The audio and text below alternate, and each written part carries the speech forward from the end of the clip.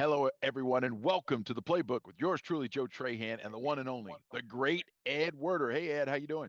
I'm doing well, Joe. Enjoyed that game yesterday. It was probably the best example of complementary football, offense and defense that we've seen to this point in the season.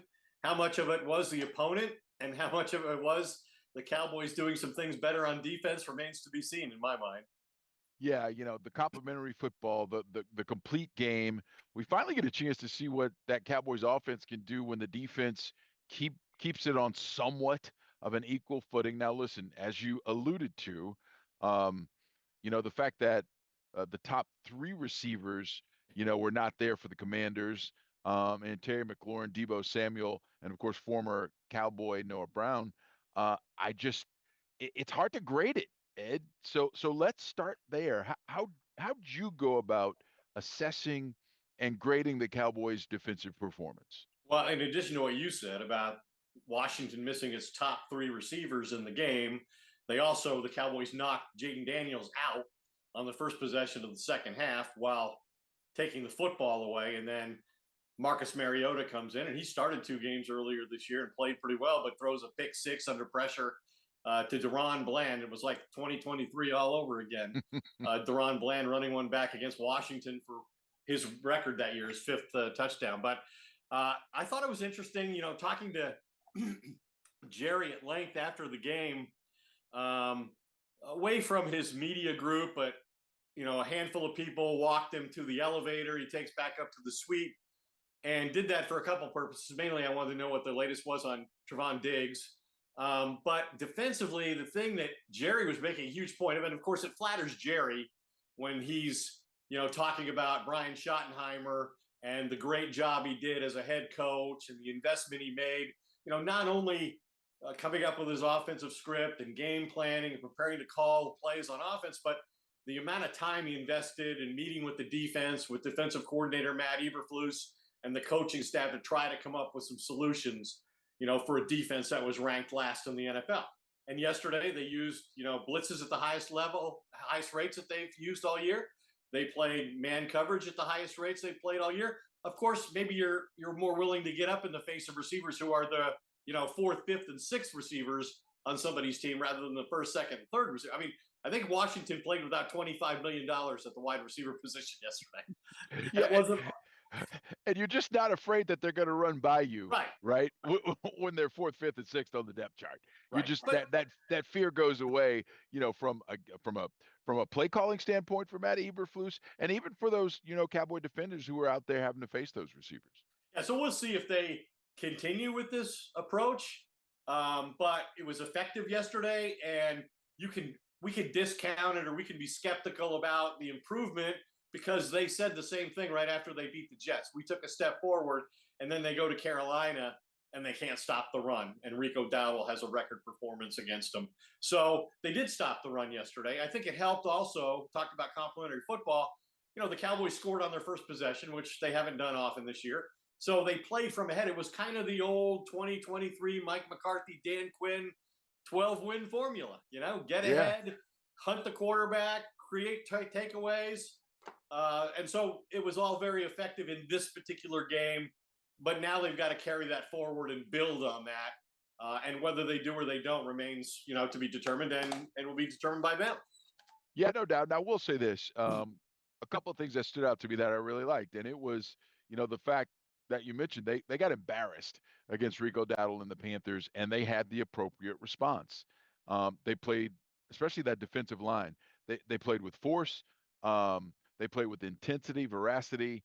I mean, they brought it early in that game, and Bill McCroskey Merritt did next to nothing when it mattered.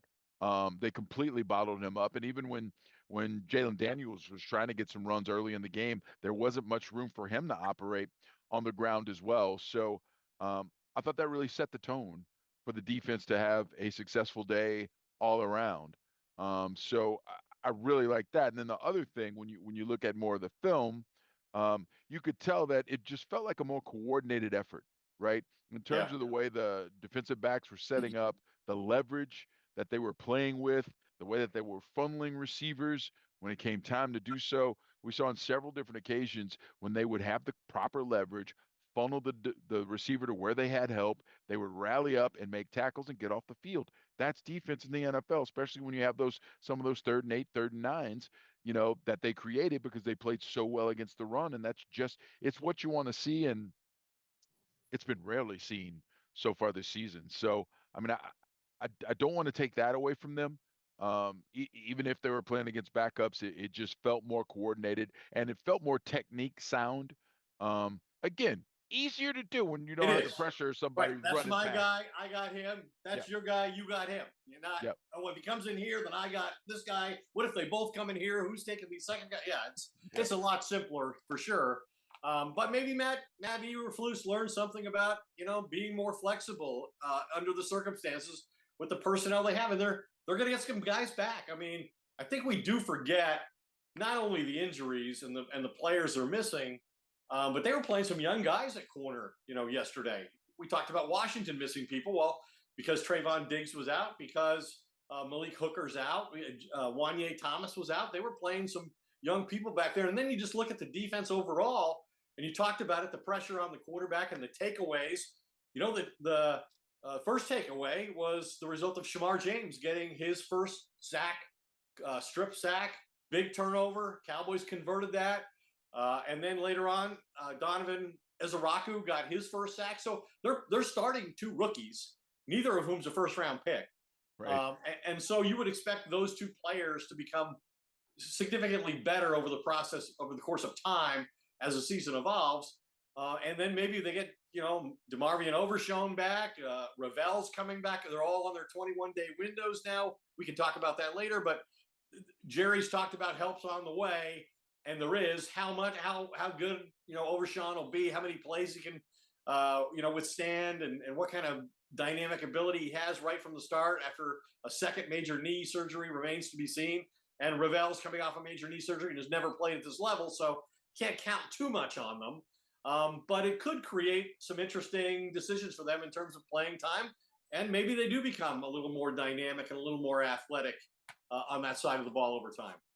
No, that's an interesting part of it, and that actually kind of leads to the next talking point, the next conversation topic, because with some of that young talent getting on the field and showing that they can do some things, uh, I'm curious what you think in terms of what Jerry should do as the trade deadline nears and what he will do as the trade deadline nears to improve that defense. Yeah, so the trade deadline is the 4th. They have 2 more games. They play at Denver this week, then they play a Monday night home game against Arizona, then the trade deadline, and they're at the Raiders. And that's, I think, the target date to get Ravel ready, get Overshown ready. So yesterday, Jerry talked about the value of those first-round picks acquired in the Micah Parsons trade. It's pretty clear to me that they could still use some help on defense. Now, Sure. Jerry said that there's not an offer in front of him right now that he considers viable and worth consideration. Doesn't mean there won't be sometime in the next 2 weeks.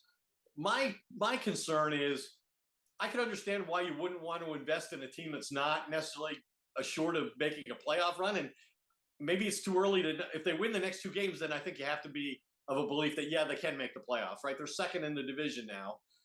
If they get to 5-3-1, I would tend to be willing to invest if I was Jerry, especially as well as the quarterback is playing, as well as the points you're scoring on offense on a consistent basis. Those guys are as good as it gets in the NFL right now. And so if I had an opportunity to get a pass rusher or an elite corner, I would probably be, or a linebacker is another position I think they could use a player. I would probably, if they're 5-3-1, they win these next 2 games, which is no short thing by any means. I would probably be willing, if I was Jerry, to consider that possibility. They say they'll be open to the idea. The problem is they don't want to initiate anything. Like, they don't want to call the Raiders on Max Crosby. They don't want to call the Dolphins on, Bradley Chubb, because they think instantly the price goes up and it makes them unaffordable and puts them in a position where if they want the player, they have to overpay. And they don't want to overpay. They want to underpay. So, just make an equitable deal if it's going to help your team. Thank you so much, because that's the point I'm going to make, Ed. Spend the money, Jerry, under the cap. Make the move, because here's the deal. This is the best offense in the NFL right now, right? And the defense is like a boat anchor dragging them down. Give them an opportunity to play on equal footing. And if it only gets you into the playoffs and maybe even around deep, so be it, right? That way this team gets to soak up some experience, and you never know what's going to happen in terms of is George Pickens going to stay around? Is that offense going to continue to be this juggernaut where then in the offseason you can add another piece or two and all of a sudden you're a bona fide contender. So make the smart move. There are plenty of players out there when you look at the possibilities. I mean, listen, Trey Hendrickson from Cincinnati, he might not be the guy. But I mean, when you go a little bit further and you look at other options like a defensive back like a Tariq Woolen or a defensive lineman like a Carl Granderson from the Saints. I mean, there are some smart moves that you can make, but I would say, regardless, spend the money. The Well, offense is doing what it needs to do to compel you to spend the money to make the move to let them play on an equal footing. Don't don't end up like you've been before because you and I both know this. You know this, Ed. What is the biggest regret from Cowboys owner Jerry Jones in football terms? It's the fact that he didn't do enough to get Tony Romo and Jason Witten a better opportunity to win a Super Bowl. So don't not do enough. And listen, I'm not saying that this is a Super Bowl contender at all. What I am saying though is with a defense with a couple of pieces added and those players coming back who are going to be more healthy, I do think they'd be a playoff contender. well, I think it's like don't do to Dak Prescott what you did to Tony Romo, which, as you said, Jerry admits is his greatest regret as a general manager and team owner. He had 10 years of high level quarterback play Yep. from a guy they invested nothing in terms of a pick, an Right. undrafted quarterback, almost like unheard of that would happen. And then you replace him with a fourth round quarterback who's just as good for 10 years, maybe better. Right. And you don't get him enough opportunities. And keep in mind, Jerry and Steven and Will, keep in mind what you did to the defense at the start of the season. You compromised your defense. You traded a generational pass rusher for future considerations and Kenny Clark, right? And Kenny Clark's a good player, but he's not by definition Micah Parsons. That's why they had to give you more. They had to give you 2 first-round picks because it's not an equal trade. So invest. Be mindful of the way you crippled the defense, and don't be surprised when it doesn't rise to the level that's lets the offense win like it should. And here's the other issue, Ed. Stop trying to win the deal all the time. Stop trying to always have the upper hand. Stop trying to use the hammer all the time. Just make a fair and square deal that's equitable for both parties, get your team better, and give yourself a better opportunity to make a playoff run. It We're not shouldn't be that difficult, but you and I both know it will be. well. We're going to know for a couple of years who won the Micah Parsons trade, but he did have 3 sacks yesterday, and the Packers Yeah. won on the road against the Cardinals, and 2 of those sacks came on the final 2 possessions of the game when the Packers were protecting the lead. So nobody's going to know what the ultimate outcome of that trade. We already think you won. We've already given you the George Pickens trade, right? Right. So Yes. even if he doesn't stay beyond this year, now given the investment you made the guy, and given the performance and the compatibility with both the quarterback and the other receiver, you should probably invest in keeping this guy almost no matter what it takes. No Um, doubt.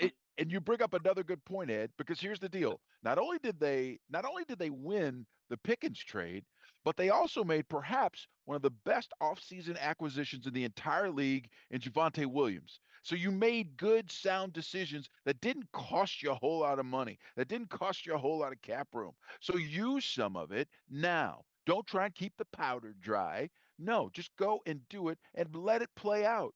And again, make the moves shrewd enough that if they don't push you over, the line this year, that you still got them around to make your team better in the future. I just don't get why it's got to be that hard, other than the fact that I know the Cowboys love to win the deal right. every time. To me, it's just like who's available, what's the price, and how much do you believe in the team you have in terms of making the postseason this year. At the time you have to make that decision. Like, are they 3-3-1? Are they 4-3-1? Are they 3-4-1? Are they 5-3-1? Like that makes a difference to me. Well, it's interesting because I do think, or I wonder how much the belief in this team has changed with the way this offense has quickly become a juggernaut, Yeah. right? Because I think we all thought that this offense could be pretty good. I don't know if anybody had it as the most productive offense in the entire NFL. I really don't, because I don't think anyone thought that Dak would be playing this well, even Right. if they thought he could play well. with better talent around him. I think we all thought that, but I don't think anyone thought that he'd be playing, this good. And that's the other thing about not having a defense, a better defense. It's a shame. I mean, Dak Prescott is playing at an MVP caliber level, but even I say at just 500, I can't give you the MVP, bud. They didn't give it to Joe Burrow last year with what he did. He Right, led the NFL in passing yards and touchdowns, but his team finished 9-8. They didn't make the playoffs, and he was fourth right. in the MVP voting. And you're right. I think you make a good point about what the expectations were for Dak Prescott. I mean, I know Brian Schottenheimer in the offseason was asked, what he's expecting, and he said, I expect Dak to lead the NFL in wins. Well, to do that, to meet that expectation, you have to give him a whole team, not half a team. And remember, at the time he was coming off a second major injury, a second abbreviated season in 5 years, and he was playing the worst football of his career when he was hurt. So who could have expected him at 32 to come back and play at this level every week? Joe, every week. And he doesn't even have half of a team. He's got like a quarter of a team because he's done it without his best receiver, with a turnstile at the offensive line, 9 different guys starting at the offensive line position. I mean, what he's doing has been ridiculous. So, hey, Jerry, reward your quarterback. It's the hardest position in the league. He's been playing his butt off. Reward him by getting better defensive talent so that your team can have a better go each and every week. We got the glimpse of what it can be when you give them equal footing. Well, let them go. Let them do it. Let's see how good this thing can become. And I just, man, I hope I'm wrong. I just don't see him, doing enough, Ed. We'll see. We'll see. I don't know. And to button it up, do you think Jerry will do what's right? Again, I don't know what their record's going to be. Yeah. At the time they have to make that decision, and to me that plays a lot into it. I think he's really going to be reluctant to give up any of those first round picks. I think he really treasures those, and I could understand where you see it like, geez, we just can't with this deal. As much as it might help us on defense, I still don't trust that it's enough, to give us a viable team to make a real run any more than those 12-win teams did. Let's just rebuild the defense in the offseason with our 2 first-round picks this year and our 2 first-round picks next year. Let's use our money, available cap space, to re-sign Javonte Williams and re-sign Pickens, and let's use our draft resources to build our defense, because they did that once before when they hired Dan Quinn. They drafted almost entirely for defense, and it paid dividends. They were a top 3, 4, 5 defense 3 years in a row. I thought it was interesting this week with all the defensive crisis that Jerry acknowledged. Hey, part of this is my fault as a general manager, because I'm the one who put us in a position where we had to have 3 different defensive coordinators in 3 years, because guess what? I didn't have a plan of succession if I moved on from Mike McCarthy, which obviously he fully expected to do. Yeah, and listen, problematic, and unfortunately the lack of that long-term plan just gives, those of us who think there needs to be someone else in the general manager's chair more fodder for it, Ed, because listen, I know it's not going to happen, but that's what the general manager does. That's what he should do. I mean, you can't just, you can't do this thing day to day. And You the don't more I've just been spitball it. right, and the more I've been around this team, unfortunately, Ed, Well, that's the, yeah. that's what I come back to. I'm like, man, are they just kind of Jerry was so successful flying by the seat of his pants back in the day. He's made billions and billions of dollars doing it. He won 3 championships doing it. He's like, hey, that's how I roll. What? Get, I win championships this way. And I'm like, man, is he just still doing it that way today? And I just feel like there's too much parity. You just can't do it that way anymore. You can't just out talent teams anymore. It's not how the league works.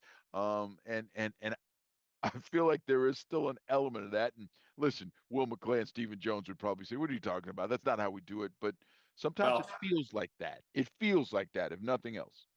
I think when he, had Jason Garrett for 10 years and didn't have a clear vision for what he was going to do when he moved on from Jason. And then he had Mike McCarthy for 5 years.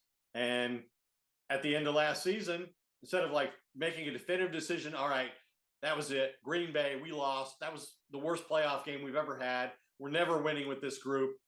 Let's start over. and going that route. Instead, he's like, well, let's give him one more shot, but I'm not going to invest anything in this roster. I'm only going to let people leave, and I'll at least at worst, we'll get good draft picks. We'll have a bad year, but I'll make him earn his money, right? And even then, at the end of the year, he thinks he's going to bring him back. He's going to bring him back again, but he wouldn't give him more than 2 years, and Mike wasn't going to do it for 2 years. And just that whole iteration of how that played out was just, I mean, unbelievable. And again, I don't think that there's enough regard given for the fact that some of those decisions, they don't just retard your progress for 1 year. There's a carryover effect when you make some of those decisions. And I think that's, part of what we're dealing with, and part of the reason why you had 3 defensive coordinators and, over this time span in the last 3 years. So, the amazing thing is they value the offensive part of it so much, right? The continuity on offense, oh my God, no, I'm not going to bring back McCarthy. I don't want to change the system on my quarterback. He's 10 years into this deal. He's playing at a high level. We score a lot of points. He's a great player in this system. I want to keep the system. What do I got to do? Oh, Schottenheimer's about to leave the organization to go be a play caller for somebody else. Well, let's keep him. Well, what about why isn't the same philosophy applied to the defense? Right. No, it's a great point. It's a great point. And it's just hard to figure out sometimes. I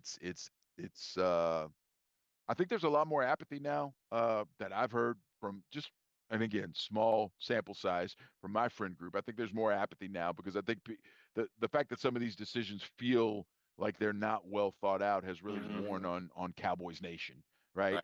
But I don't want to be completely negative, especially after a big win like that, because I do want to get your thoughts about this Cowboys offense. And we've talked about just how well Dak Prescott is playing, but I think the prospects for what you have, with CeeDee Lamb and George Pickens, because here's the deal. I mean, Ed, Cavante Turpin just made that one play, and it was kind of a flip out in the flat, and then he burns and 16 yards or whatever. Yeah, in the blink of an eye. I mean, they didn't, and I think part of it was we don't need to do that. We don't have to do that this game. Why would we show that this game? I mean, there's still so much there, and the fact that Jake Ferguson, I mean, having the best start in the history of the NFL in terms of a tight end with production, 50 catches and 6 touchdowns in just 7 games. It's never happened. Never happened in NFL history. I mean, everywhere you look in this offense, I mean, there's nothing, but positives. I mean, the Cowboys scoring 40 points in their first 3 home games. That hadn't happened since 1973. I mean, it is just, the superlatives are just off the charts with what Dak Prescott is doing. And as this group continues to get healthy, I mean, you got to project it to just continue to get better. Yeah, and the longer they play together, which they really haven't played all that much together with all of their top players, because CD effectively missed 4 games. He went out early in the Chicago game, but and Turpin's been hurt. They still don't have their starting center back, and the starting center is a big piece of that offensive line. Yeah. But what I marvel at, and you're right, they lead the NFL in 400-yard games on offense. They lead the NFL in 40-point games this year. But Dak Prescott has thrown he's had 4 games with 3 touchdowns and no interceptions. No interceptions. Yeah. The only player who's done that more is Russell Wilson. He did it 5 times. So Dak, if he can do the same thing against a great Denver defense on the road this week, will match the NFL record. The only guys who have done it 4 times are the best there's ever been, like Peyton Manning and Tom Brady and Aaron Rodgers and Drew Brees. That's it. That's who he's playing like. And they're 3-1. I know. It's just, there's something just so wonky about that. There's something that's so unbalanced and unfootball fair about that, to coin a phrase that I don't think exists. But I mean, it doesn't make sense in your football brain, but that's where we are with this team and the way it's been put together. And it is, I can't imagine being a Cowboy fan right now. How hard to stomach that must be. Wow. I don't get it. I don't understand it. But listen, it's fun to follow the circus, Ed. I do appreciate following the circus. It's been a circus for 35 years. It's kept us gainfully employed most of the time, in my case, not all the time. Yes. Most of the time. And there's always something to write about, something to report about, something to talk about. But the thing, back to the offense, the thing that strikes me too is the effect that Brian Schottenheimer's had, the partnership that he's created with Dak Prescott, how aggressive he is at the end of halves to try to get, anytime there's a chance to get points, he's after it, right? They get sacked late in that drive, or they had that quick turn, 3-play touchdown drive right after Washington scored to make it 2015. They go down the field with a 40-yard pass to, Pickens, a 33-yard run. They're in the end zone again. But he's always hunting points. I like the fact that Dak's under center, that they've created some offensive balance. They have a play-action passing game. He's exceptional at that, one of the best in the league. Look at the numbers, including yesterday, like 7 for 9, 2 of the touchdowns. He's got 7 play-action pass touchdowns. I think only Matthew Stafford has more. So I think he's brought a new dynamic and a new identity to that part of the offense that makes them even that much harder to defend when they do throw the football. And I also think, and I hope I'm right here, I hope that Brian Schottenheimer, the play caller, learned a lesson against the Panthers, because I didn't feel like he was his usual aggressive self. In fact, it felt like he was trying to manage the game to try and keep his defense off the field as much, right? And the run wasn't working very well, and he just didn't stop. And I appreciate him, continuing to try and run, but at some point you've got to read the game. And it felt like this game, the response was, we're just doing what we do, especially having Lamb back. We're just doing what we do. We're going to be aggressive, and we don't care what point of the game it is, what the situation is. We're going to be aggressive. And I think that's the recipe for this iteration of the Cowboys trying to win, because that defense is so bad. Well, Rashadi talked about in the offseason, one of the things he wanted to do was he wanted to create more explosive plays on offense. And the Cowboys went into the game yesterday with Washington with 20 plays of 25 or more yards, the most in the NFL by 4. And then they added to that with the 74-yard touchdown by, CeeDee Lamb, the 44-yard catch by Pickens, the 33-yard run by Javonte Williams. So they extend their lead in that phase of the game. And that is how you score points in the NFL with those, as we saw. They put 2 of those explosive plays back to back. One of them is a touchdown right in and of itself. Then they put the other 2 together. That's another touchdown. I mean, it's amazing what they've been able to do on offense. Yeah, no, it's fun to watch. As crazy as these games have been, and being 3-3-1, at least Cowboy fans are getting some measure of entertainment from that offense, because they just keep bringing it. And I'm curious to see what they'll do against the Broncos. Linebacker Dre Greenlaw will not be playing, by the way. That news came down today, as a matter of fact. How do you think that'll impact, if at all, that defense with the Broncos, Ed? Well, Greenlaw would just play. He signed with the Broncos in free agency from the 49ers. Yesterday was his first game. Remember, he got injured in the pregame running onto the field against the Chiefs in the Super Bowl. And yesterday was his first game, so he was being managed. He played 21 snaps, but he still had 5 tackles and a quarterback hit. So he's a dynamic player who can affect the game. And the Broncos have the best pass rush in football. They have had it for the last 2 years. They've got 30 sacks through 7 games. That's the most since Kansas City had 35 in 7 games in 2013. So they're going to bring it. They've already beaten the Eagles on the road. They already beat the Giants yesterday. So they're 2-0 against the NFC East.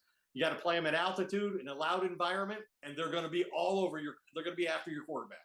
And it's going to be nuts, because they're coming off an absolute bananas victory over the Giants when they score 33 points. It's the most for a team that went into a fourth quarter with 0 points. Yes. I still can't believe they went in with 0 and they ended up winning with 33.